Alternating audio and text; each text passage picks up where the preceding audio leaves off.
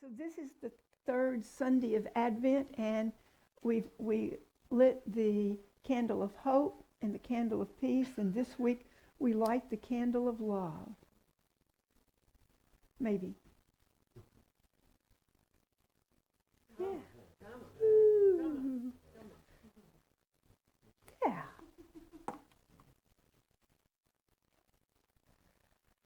Oh, take a breath. Feel the vibration from that song. Doesn't it make you feel good, that energy? It's a perfect entrance or beginning for today's lesson on love. Often we think of love as something quiet and soft, like the silence we shared earlier. The last song reminded us that love is also dynamic.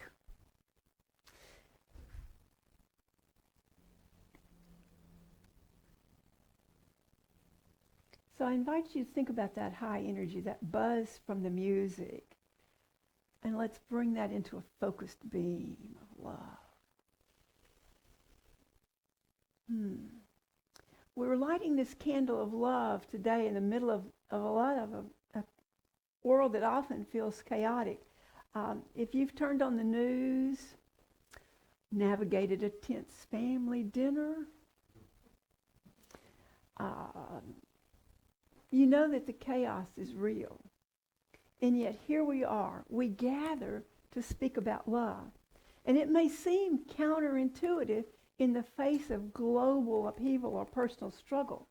But love can sometimes feel like a soft word, a nice sentiment.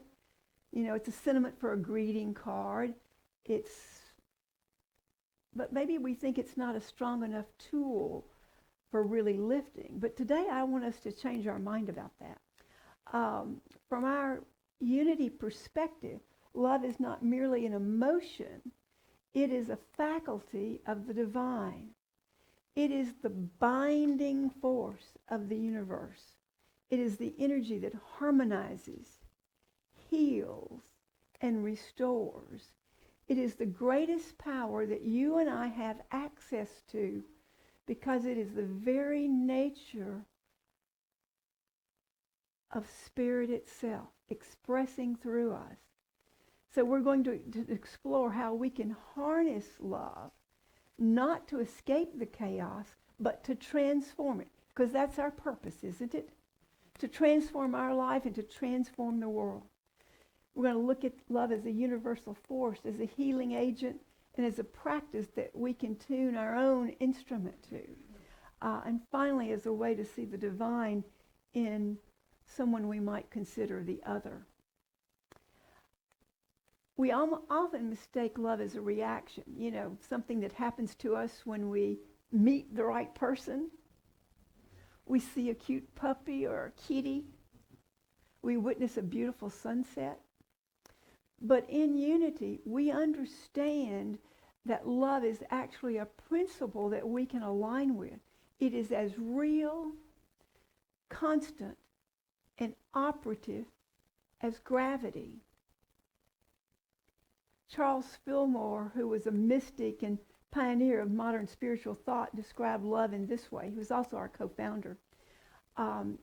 He called it the idea of universal unity. He wrote, "Love is the power that joins and binds in divine order everything in the universe."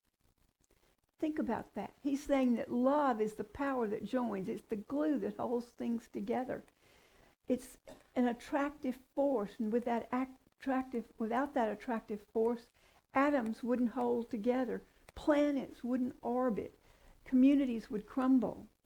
When we speak of love in a spiritual context, we're speaking of energy that seeks connection, that seeks to pull scattered parts back together into a whole.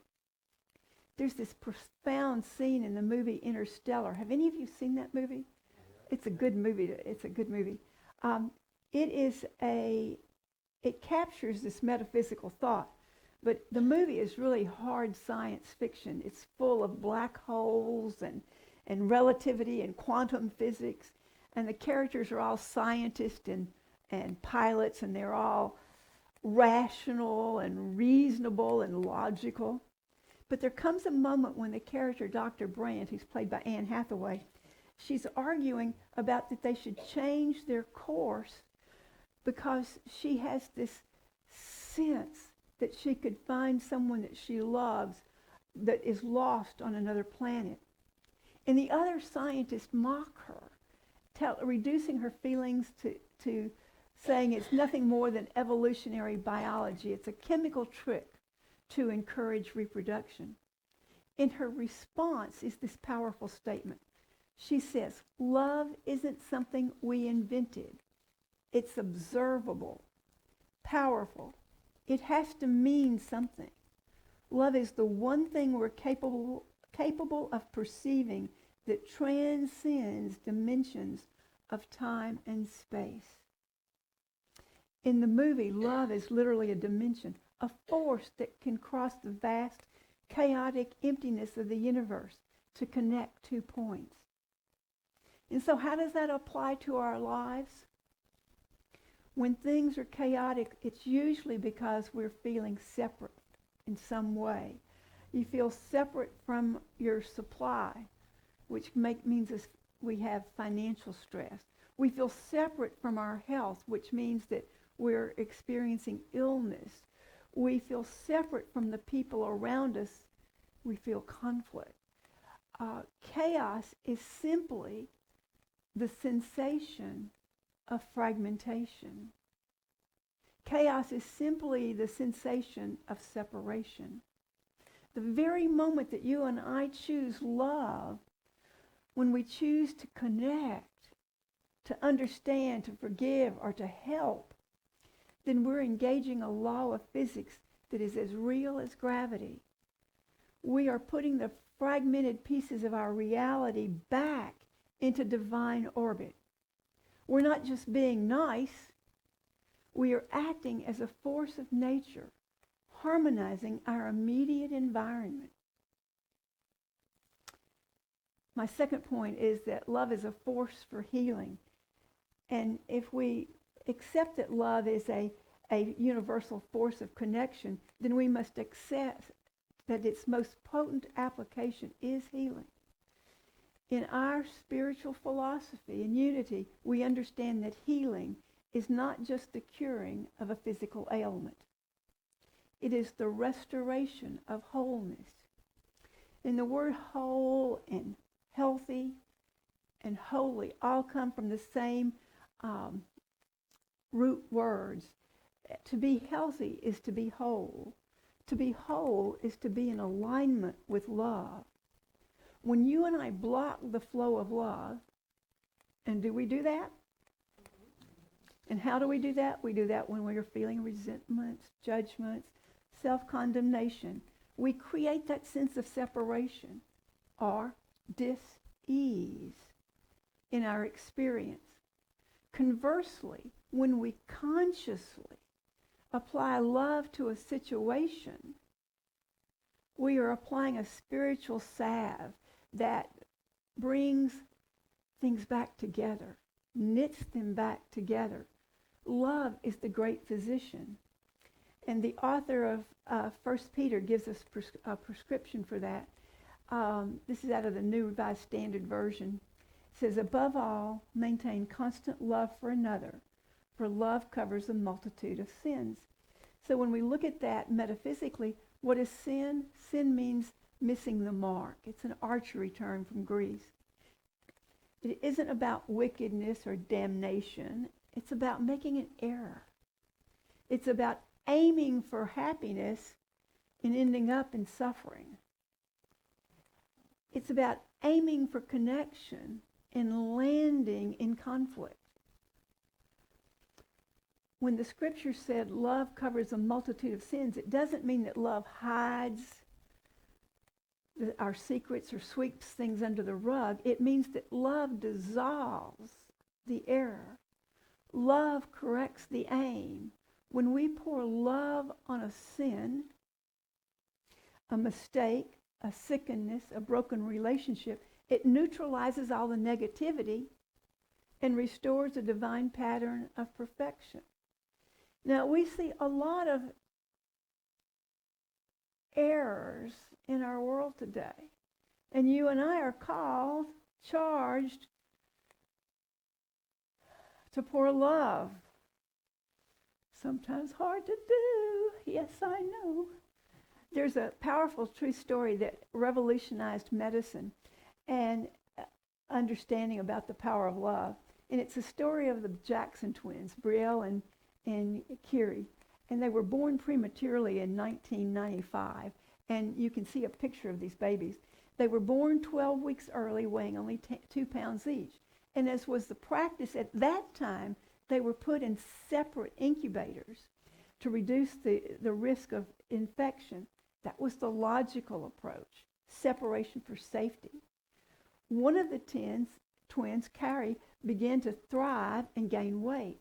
But Brielle, the smaller one, struggled immensely. Her heart rate skyrocketed. Her oxygen levels plummeted. She turned blue. The nurses tried everything that medicine dictated. Medication, suction, adjustments, but nothing worked. She was slipping away. The chaos in her body was winning. In a desperate, intuitive move that went against hospital policy at the time, a nurse named Gail Kasparian decided to put the stronger baby into the incubator with the dying baby. And she laid them side by side, and instantly the stronger twin snuggled to her sister and wrapped her tiny arm around her. It wasn't a conscious decision. It was a biological imperative of connection. And the effect was immediate. Brielle's heart rate stabilized, her breathing calmed, her oxygen levels returned to normal. The chaos in her body was harmonized by the physical presence of love. And a photograph of that went viral. And that is known as the rescuing hug. And it's actually changed how hospitals treat premature twins. It's led to the practice of kangaroo care. And this is the lesson for us. Love is a medicine. When the stronger life force, love, was shared with the weaker, balance was restored. And so when do you need a rescuing hug? Perhaps your body needs it. Instead of criticizing your body for being tired or looking a certain way or being in pain, maybe you can wrap it in a hug of appreciation. Can you speak words of life to yourselves?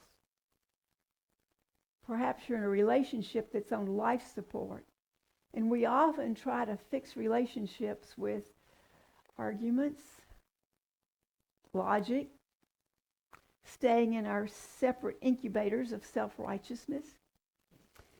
But if we applied that rescuing hug of simple, non-judgmental presence, healing can happen. If we stop trying to fix the other person and just sit beside them in love. Love covers the era. Love creates the atmosphere where healing can occur. My third point is that you and I can use love as a conscious practice. And I do have a handout with some practices for you for next week. And how do we do this? How do we access this high frequency of love when we are tired or stressed or angry? We must realize that we are instruments through which Spirit plays. But an instrument must be tuned. We cannot expect to emit a clear tone of love if you and I are tuned into the frequency cycle of the news or the anxiety of the holidays or resentment of the past. Ernest Holmes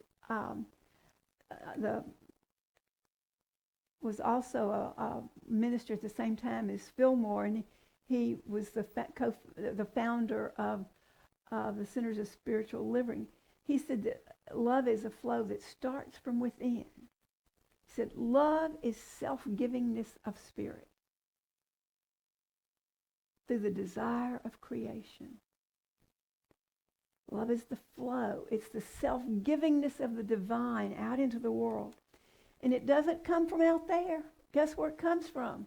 It has to come from in here. You and I have to be the transmitter. We don't wait for the world to be loving before we love. That would be like a lamp waiting for a room to be lit up before it turned on. You and I are the light.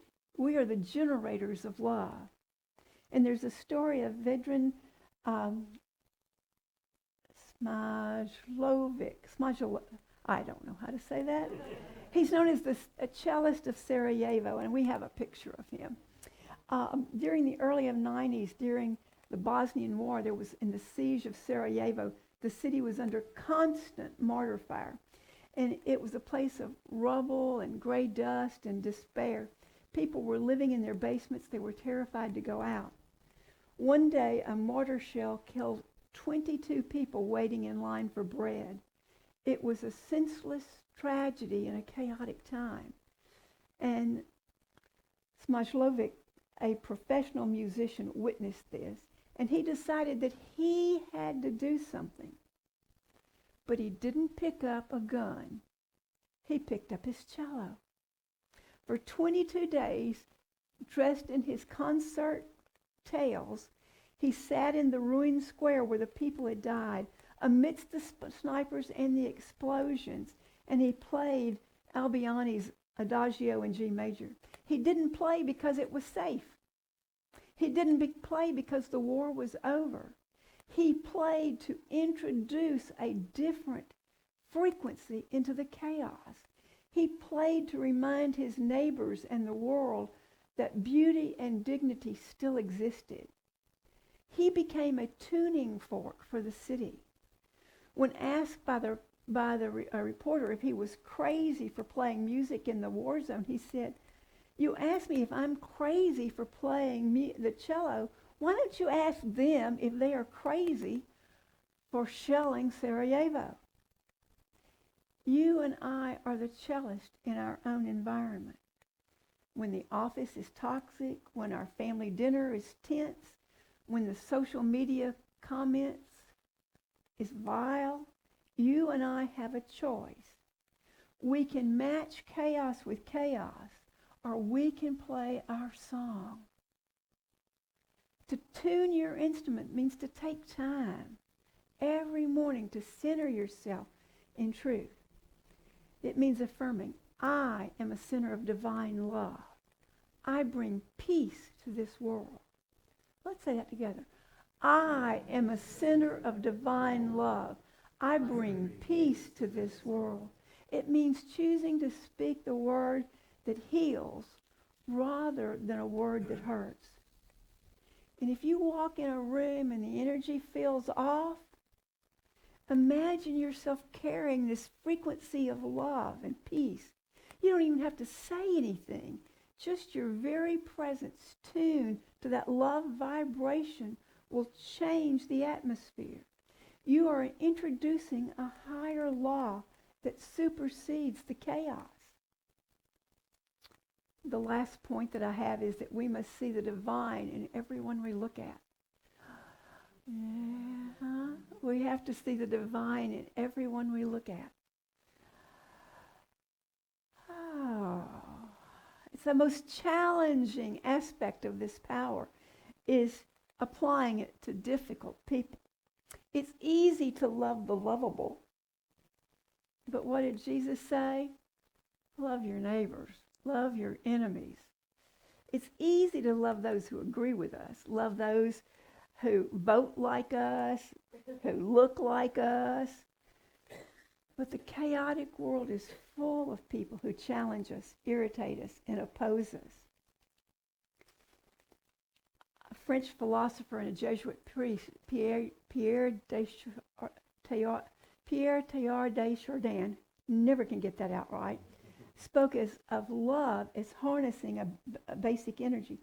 He said that someday, after mastering the winds, the waves, the tide, and gravity, we shall harness for God the energies of love. And then for a second time in the history of the world, man will have discovered fire. Discovering fire changed civilization. Harnessing love, specifically the love for those we struggle to understand, will change humanity. This requires us to look past the personality and the ego and connect with the indwelling spirit of the person in front of us. Suppose that every time we saw someone we didn't like on television, that we tuned our heart up and said, I see and know that the same God that is within me is within you, and I am pulling that forth.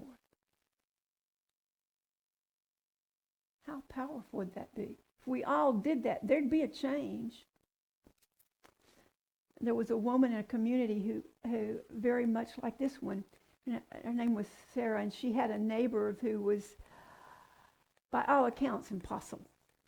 And he complained about her leaves blowing into his yard. He complained about where she parked.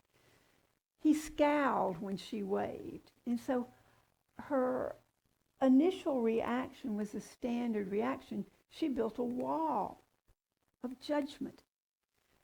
She labeled him the grumpy neighbor.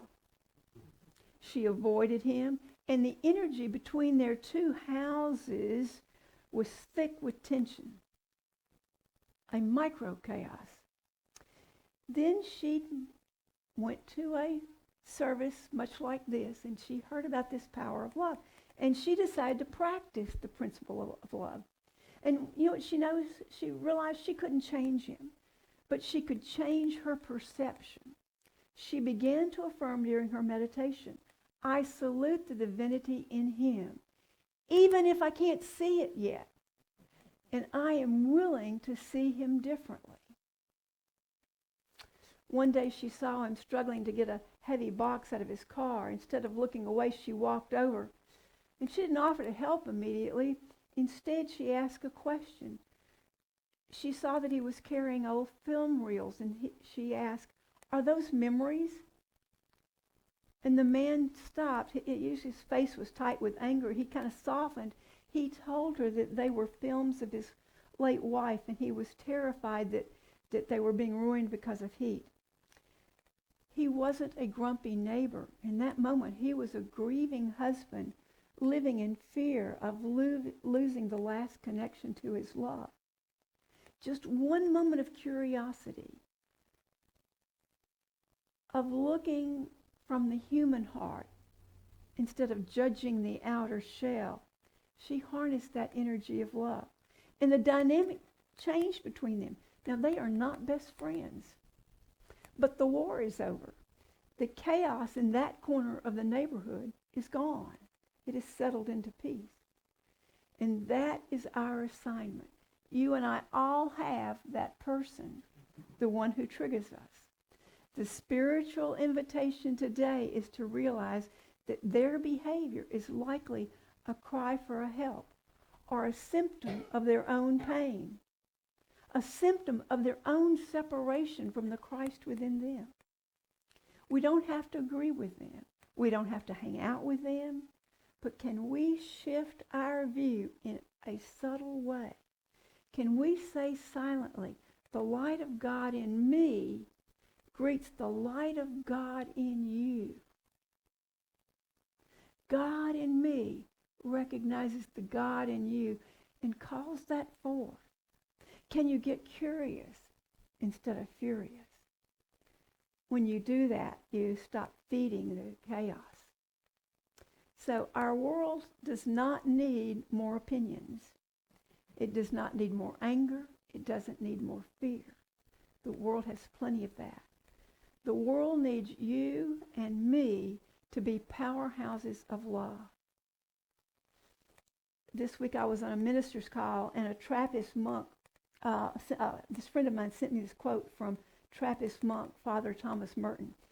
It says, we are loved not for how tall we stand, but for how often we bend to help, comfort, and teach.